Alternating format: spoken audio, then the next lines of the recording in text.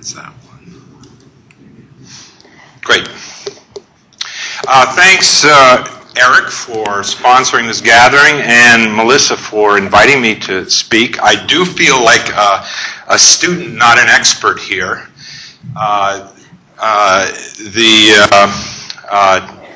Telecom policy is my area, but not in the developed world. I got a little engineering cred here by borrowing from your acronyms, and that's why I say TP4D. I'm not sure what that means, but it looks good. Just what? Any button, huh? Okay. All right, so I'm going to be talking about telecommunications policy. In a sense, this is more top-down. We've heard more, certainly with Jennifer and Renee's talk earlier, is bottom-up, very micro. This is more macro. I'm going to be talking about the telecommunications sector and the large carriers and the transformation that they've gone through. And in a sense, I'm just going to document what has taken place in recent years that is very important predecessor or precursor to ICT4D. Right? The really interesting questions of whether these restructuring and reforms have had a positive or negative effect, I'm not going to touch too much. Those are the real interesting questions, and I really hope that there is a raft of dissertations that come out in this area in the near future. Okay, so if we just do a snapshot back in the 80s and compare it to today, there has been a restructuring of the carriers and a reform of their regulation that has been quite massive. Now, what makes it easy for me to actually talk about this is that while I concentrate on the developed world, much of what has taken place in the developing countries occurred a little bit earlier in the developed nations, the advanced nations. So, for instance, I'm going to talk in the next slide about privatization. The first privatization in telecom really occurred in 1984 with British Telecom. And then later elsewhere, spreading across the world and with the help of the United Nations, exported a model, really, of restructuring and reform elsewhere. It's interesting to ask the question of whether that model was a one-size-fits-all and really did its job in the developing world as it apparently has done in developed nations. So back in the 90s, you had the standard PTT, public telephone and telegraph. It was an arm of the central government. Sometimes it was bundled up with banking and the postal service, even cable. It was a government agency run by civil servants. It had different goals altogether compared to the carriers we know today. Today it's a much more competitive structure. Regulation has entered the picture, replacing the bureaucrats. In most cases, that's an independent regulator, but not always.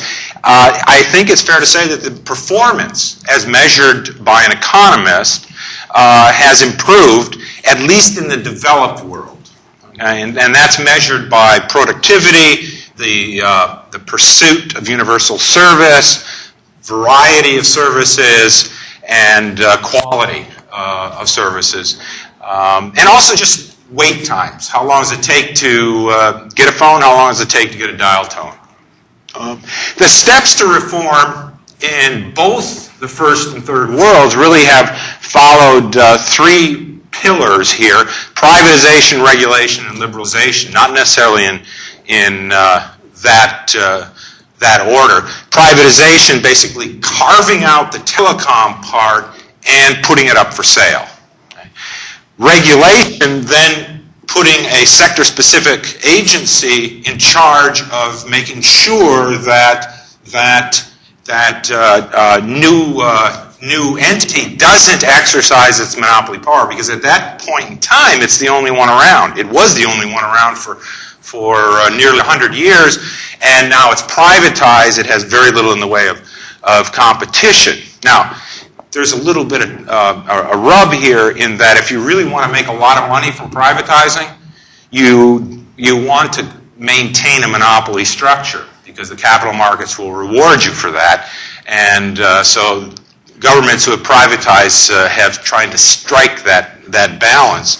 But eventually you want to liberalize your markets, open it up to competition, move away from that monopoly structure. Here's just a few colorful slides trying to show what has taken place. This is the next few slides are just the results of an effort by the International Telecommunications Union and the World Bank looking at what has taken place in telecom policy over the last few years. And they had a sample of 47 countries in which they looked at privatization. You can see that privatization was rather popular. In fact, total privatization, really only 8 out of the 47 didn't privatize. Got to be a little bit careful, because this total privatization may have things like the government retains a little bit of ownership, and I mean like 1 share. But that share has a lot of power, and that's why they refer to it as a golden share, and they can trump all the other shareholders. So, but by and large, it's a movement out of public ownership into private ownership. Opening up to competition, this is the same study just showing that the different sectors, with international still closed off the most, with less than 50% opened up to competitors, to down here to the internet, bumping up against 90% of them open up to competition. So this is the other prong in the strategy. National regulatory agencies, our authorities are very critical to establish a regulator that's going to oversee this new entity, and to make sure that it's independent of the government and independent of the telecommunications company. Here's an interesting fact. In 2001, roughly 50% of the newly privatized companies, their CEO could dismiss the chief regulator of them. A little bit of conflict of interest there. So independence is absolutely critical, and this is something that is tracked by this group and lots of others. Foreign investment. This is just a whole list of developing countries and maybe beyond developing countries. And it's an index that the UN created on the restrictiveness of inbound foreign direct investment into the communication sector. You can imagine that if foreign companies can come in and buy a piece of this privatized incumbent, they can do a couple of things. First of all, they can subject them to global capital markets and the discipline that comes along with that, but they also can bring along with it management skills from abroad. Okay? Order does seem to matter. I'm running out of time, so I can't talk about that.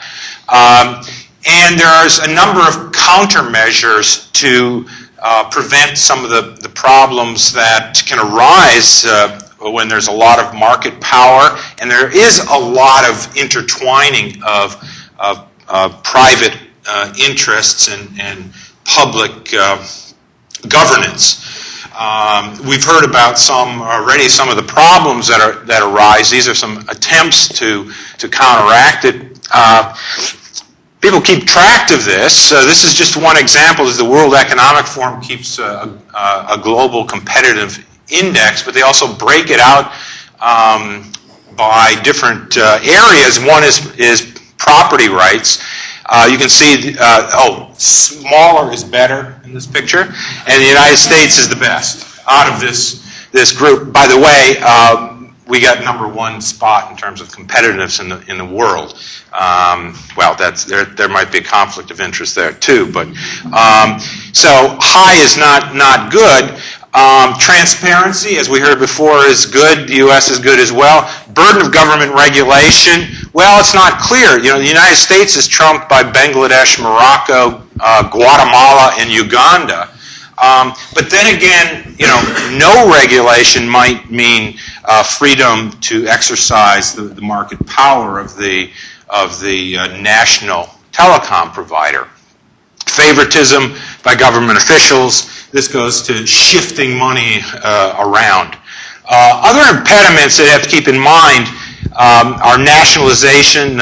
Hugo Chavez is now sort of the poster boy for nationalization with what he's done there. Corruption, as we've heard before, although I'm not convinced corruption, what the effect corruption necessarily is. I mean, it could be the grease that oils a very rusty bureaucracy. Violence, though, is an issue. I had heard about armed guards guarding cell sites in Nigeria. I was only able to Google images on the sites that are protected in Afghanistan, and this one that was downed by the Taliban. So it is an issue. We could go into what determines telecommunications policy, and I think Jennifer had mentioned, touched on it just a little bit. This gets into positive political theory and where does this come out. But I think the more interesting question is, does it matter? I guess this is sort of an Eric Brewer question.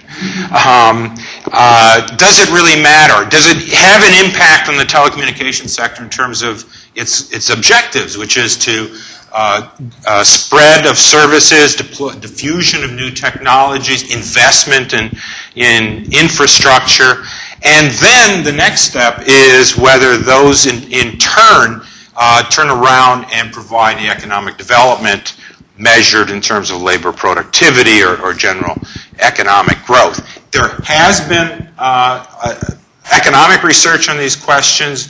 We're just at the beginning. I haven't contributed to that, but I'm certainly a consumer of it, and I think there's a lot of questions to be addressed. Since this seems to be a panel that's dominated by India, I thought I'd come up with an India example here. This is from their telecom authority, where they've tracked sorry, it's kind of fuzzy, but this in particular, this is the price of mobile service. Look at it plummet, and look at what's driving it. What's driving it is, among other things, competition, third and fourth carriers entering the market. So to the extent of liberalizing these markets, this is in a snapshot way showing that it really can have the effect, and it really can follow, spur the diffusion of that technology throughout the population. One last one, and then I think I got just a final slide, which I thought was interesting. Again, on this issue of what is the economic benefits coming from if you succeed in deploying these telecom investments. This is from the China Health and Nutrition Survey that's run out of the University of North Carolina.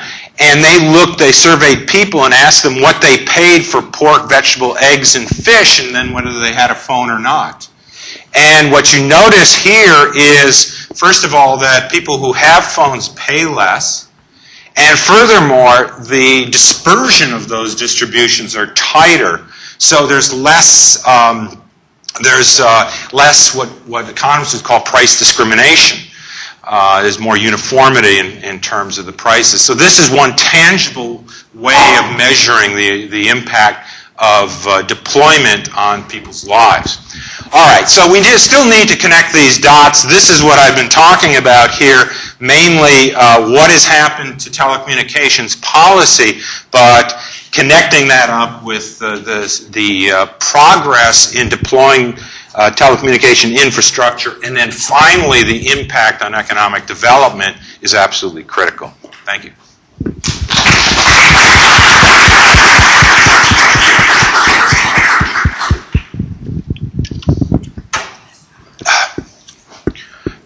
You have a question, or do you want to drink wine? Both. So yeah, I'm fairly curious about the violence surrounding the cellular towers. That, again, Afghanistan, I would expect it to be about command and control of U.S. forces, or maybe Taliban forces. But in general, like, why is there like violence surrounding the towers? Is this competition between providers, or something really weird like that? That's serious competition. Yeah, well, you know, I don't know. I don't know what the case of Nigeria was.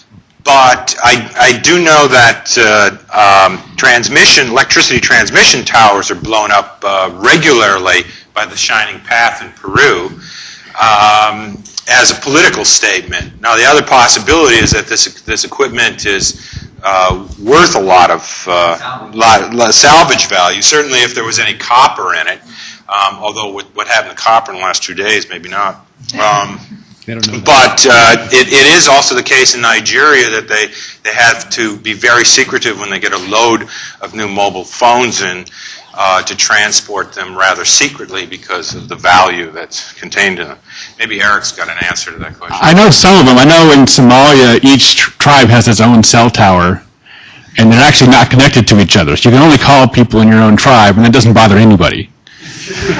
And the reason for that is because... Well, Somalia has no effective government, right? So it's essentially a feudal society at the moment, with locally controlled territories, sub-territories. The Afghanistan case I hadn't heard before. Shining Path is I hadn't political. either, except when I was trying to find the photos of the Nigerian situation. And I would guess Nigeria is also tribal in a certain sense, but I don't know that for sure. There are some. Is it inter-tribe conflicts if they're like a coup de grace to take out their cell tower? I can't give a good answer to that, but I can certainly say that there's the capital is not where the money is, and that's tribal. So there's some long, deep-seated conflicts there that wouldn't surprise me if they related to this. Also, in Latin America, there's lots of micro telcos, which are essentially, again, single GSM base station phone companies not connected to each other, which made me think of the general question I had for you, which is, I'm kind of worried telecom policy is about urban users and doesn't have anything to say useful, and might even hinder rural connectivity. Mm-hmm. So, I mean, that's been our experience, I'll put it that way. Yes. Well, I think it is the case that the telecom regulators pay at least lip service to the notion of universal service with the emphasis on rural deployment. Again, it would be the question in this last thing is to what extent does that policy translate into deployment widespread as opposed to just into the urban centers? Minnesota does a fantastic job on urban access to telecommunications, but at the moment it's at the expense of rural. Mm-hmm. I agree. Although it depends on when you want to look back in time in these economies. That was true of the U.S. as well. That it was the urban centers where the deployment was the first, and we needed support by the Rural Electrification Association to promote not only electricity but telephone service through their loans. So it's an issue today, even in terms of broadband access in rural areas in the U.S.